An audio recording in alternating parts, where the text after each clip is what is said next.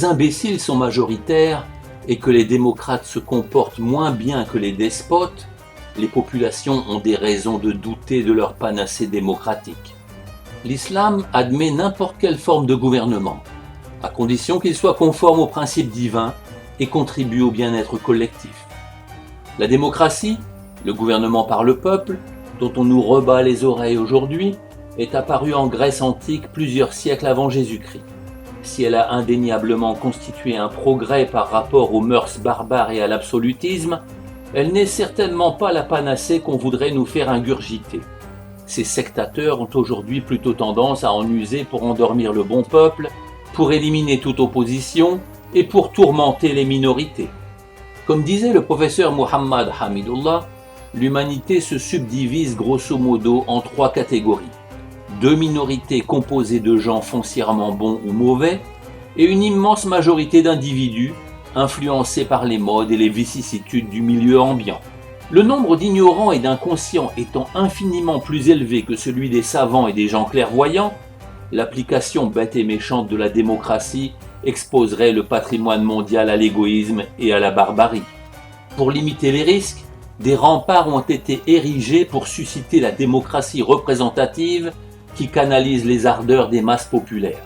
Celle-ci se cantonne donc désormais à élire des porte-paroles qui gèrent et légifèrent à leur place, en évitant soigneusement de les consulter sur les affaires qui les concernent au plus haut point, et surtout sur les questions réputées trop graves pour être soumises à un suffrage universel hasardeux.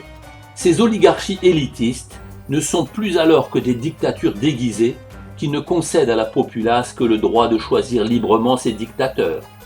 Les dérives sont monnaie courante et les vocations désintéressées plus qu'exceptionnelles. Par les constitutions et autres législations sur mesure, les démocrates se sont arrogés les pouvoirs les plus étendus, allant jusqu'à s'accorder l'immunité et l'absolution pour leurs frasques. Ils n'ont aucun scrupule à se servir de leurs prérogatives pour contrarier, contraindre et trahir ceux-là même qui leur ont confié mandat. Ils ne se privent pas de procéder aux réformes constitutionnelles, aux découpages électoraux ad hoc, au contournement perfide des référendums et des avis du Conseil d'État qui n'ont pas leur faveur. Et quand les urnes et l'assentiment populaire leur font défaut, ils n'hésitent pas à renier leurs principes et à applaudir au coup d'État en invoquant des « pas de démocratie pour les ennemis de la démocratie », aussi loufoque que le serait un « pas de paix pour les ennemis de la paix » dans la bouche d'un pacifiste.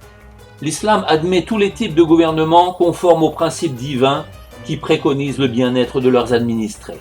Les Saintes Écritures citent en exemple des prophètes de renom, comme David et Salomon qui furent en leur temps des monarques vertueux et justes.